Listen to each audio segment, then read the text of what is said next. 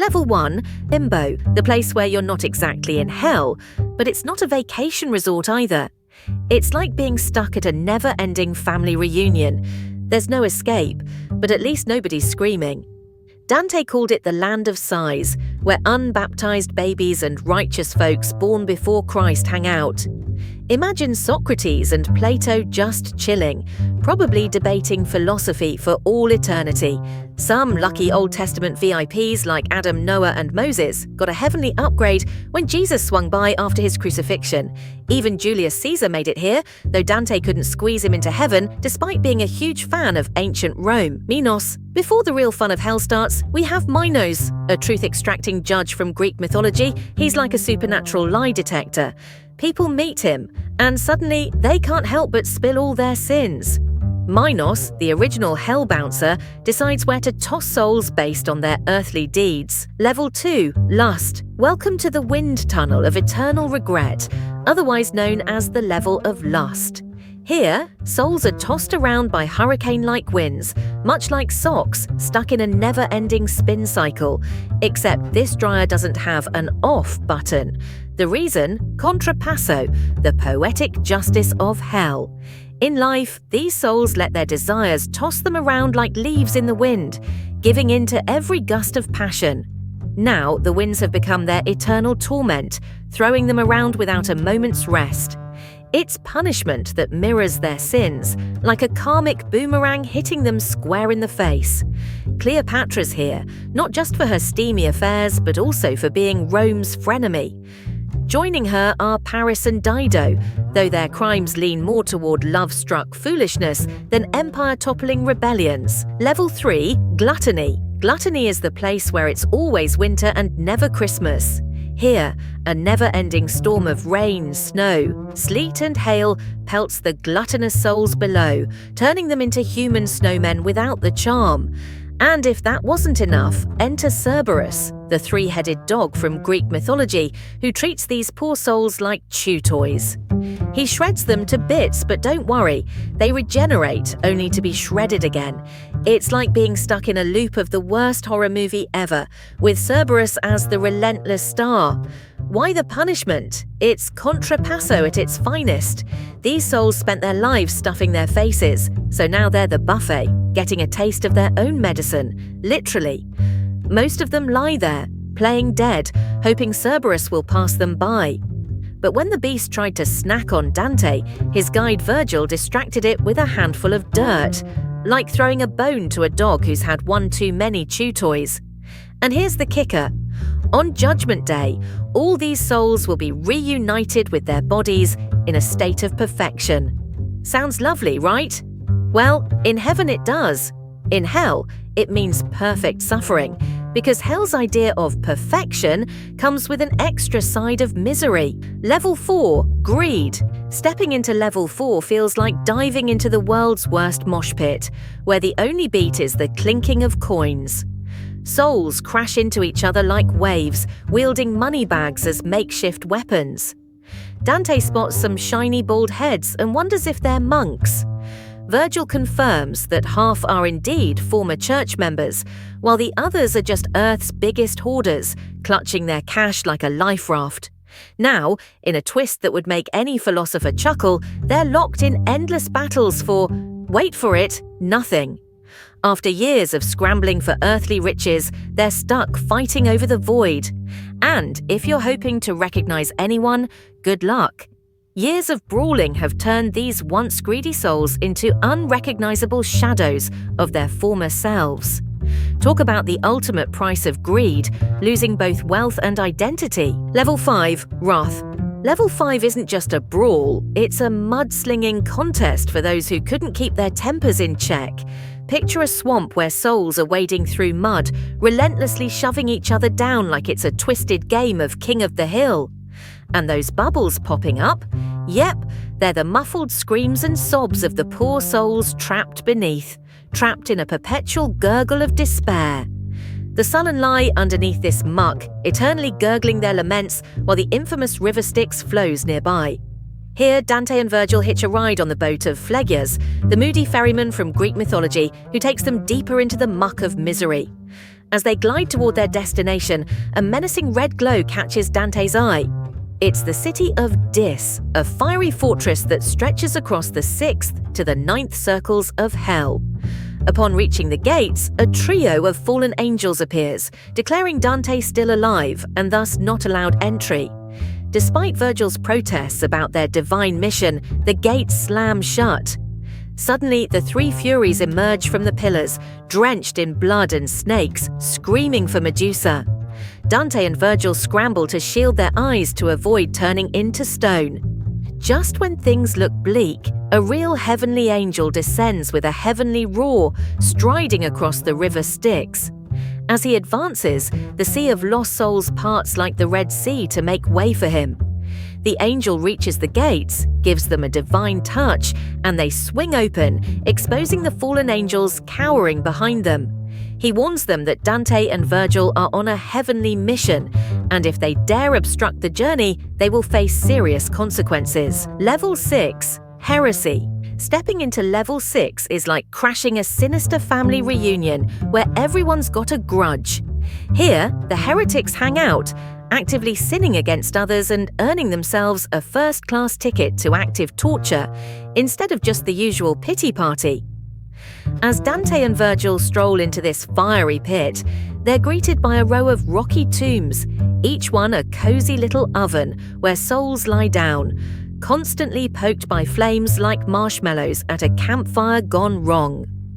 Fallen angel guards patrol the area like overzealous bouncers, ensuring everyone is lying down and fully embracing their suffering. Among these tortured souls, they spot King Frederick II, who took a hard left in his political affiliations, clashing with Dante's crew during that epic feud between the Pope and the Emperor. Level 7. Violence. Level 7 is like a twisted amusement park, divided into 3 zones of chaos. The outer ring is for those who threw punches at others, the middle ring is reserved for self-punishers, and the inner ring is the VIP section for those who took on the Almighty. In the outer ring, we encounter the river Phlegethon, a bubbling cauldron of boiling blood where souls are served up a lifetime of sizzling torment by centaur guards, who are less friendly neighborhood protectors and more like fiery bouncers. Among them is Alexander the Great, swimming in his past misdeeds as the river deepens closer to the middle, with some souls completely submerged and others gasping for air. Venturing into the middle ring, Dante finds himself in a dark forest, populated by dead trees and harpies. Think bird women on a caffeine high, flapping around while souls scream but remain hidden. When Dante pulls off a branch, it bleeds and screams back, revealing that these trees are actually people who committed unalivement. Now they're stuck as tree hybrids, bearing fruit from their own bodies that the harpies eagerly munch on, intensifying their eternal agony. In the inner ring, things heat up, literally. Here, naked souls are stuck in a sandpit, screaming louder than a crowd at a rock concert as fiery chunks rain down, turning the sand into a scorching hellscape. If a soul gets tired and lays down, they'll be trapped in that position for a century, exposing their skin to the flames longer than a bad sunbathing session. Capaneus, a giant, lies there laughing like he's at a comedy show, determined to keep his suffering under wraps from Jupiter, the Roman god who sent him here. Level 8. Fraud Level 8 is a twisted circus of deceit, split into 10 trenches known as Bolgias, each one hosting a different type of fraudster. In the first Bolgia, we meet the Heartbreakers, those who traded love for a quick buck. Picture a guy who sold his sister to a creepy old man. Now he and his sister are forced to sprint from one end of the trench to the other, while devils whip them for lagging behind like they're on a nightmarish treadmill. The second Bolgia is a literal pit of poop for smooth talkers and slick liars who've spun so many tales they're now drowning in their own BS. Here they grapple and shove each other, each one trying to stay afloat in their own stinky swamp. In the third Bolgia, we encounter the Simoniacs, those who sold holy items for cash, like spiritual vending machines. Dante plopped them here because back in the day, church leaders were all about that dollar for a divine pass. The ground is ablaze with random hot coals, making it a fiery game of hopscotch, and the only escape is to dive into holes that barely cover them. Unfortunately, their feet are left exposed and sizzling. Among them is Pope Nicholas III, who warns Dante that his successor will have to dig deeper underground to make room for the next pope. The fourth Bolgia is where sorcerers and soothsayers are sentenced to walk backward for eternity, their heads twisted like they're in a bizarre yoga class gone wrong. In the fifth Bolgia, we find the Barrators, folks who traded money for political favours. They're stuck in a bubbling cauldron of tar while devils poke them with rods like they're nothing but marshmallows at a campfire. The sixth Bolgia is for hypocrites, decked out in beautiful robes that look stunning on the outside but are ugly and heavy on the inside. These poor souls must drag their burdens through eternity.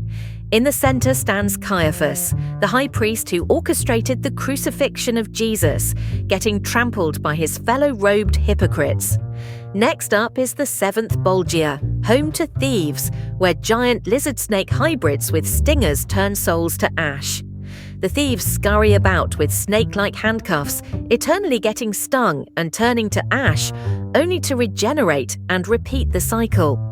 In the eighth Bolgia, we find evil leaders and schemers beneath tiny fires that resemble fireflies, but are actually souls perpetually ablaze for leading others to ruin. Ulysses is here too, as people believed he sailed off the edge of the world, falling into oblivion. The ninth Bolgia is a gruesome sea of carnage, where demons rip people apart, tossing body parts into the gory mix, leaving the discord sowers to wallow in their own chaos forever. Among these chaotic souls is Prophet Muhammad, added to the mix for reasons Dante deemed fit. Finally, in the 10th and last Bolgia, we arrive at the den of liars and falsifiers, where darkness reigns supreme. Dante covers his ears to escape the horrifying shrieks echoing through the void. This pit is a pestilence of diseases far worse than any on Earth, with people covered in grotesque, itchy scabs that resemble fish scales, bleeding and regenerating with every scratch. Level 9, Treason.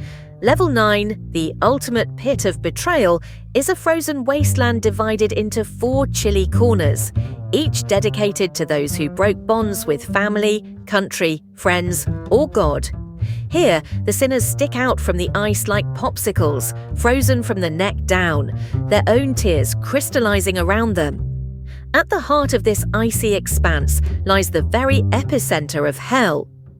As they shuffle closer to the center, a chilling wind sweeps by, courtesy of Lucifer's enormous wings. Lucifer himself is a terrifying sight. 3 heads, each a different hue, one dark as midnight, another blood red, and the last a fiery yellow. Blood and tears cascade from his faces like twisted waterfalls, pooling around him. In this bottomless pit, only 4 souls are present. The 3-headed Lucifer and his unfortunate guests, Brutus and Cassius, who betrayed Caesar. They dangle from either side of Lucifer's heads, eternally gnawed on by his claws. The centerpiece of this grim spectacle is Judas Iscariot, the most tormented of them all, facing Lucifer's throat, his skin stripped away, revealing nothing but bones. Legend has it that Lucifer fell to this spot at the center of the earth, creating a gaping hole as the land shifted to avoid touching him. Thanks for watching. If you enjoyed this video, please give it a thumbs up, leave a comment, and subscribe to our channel.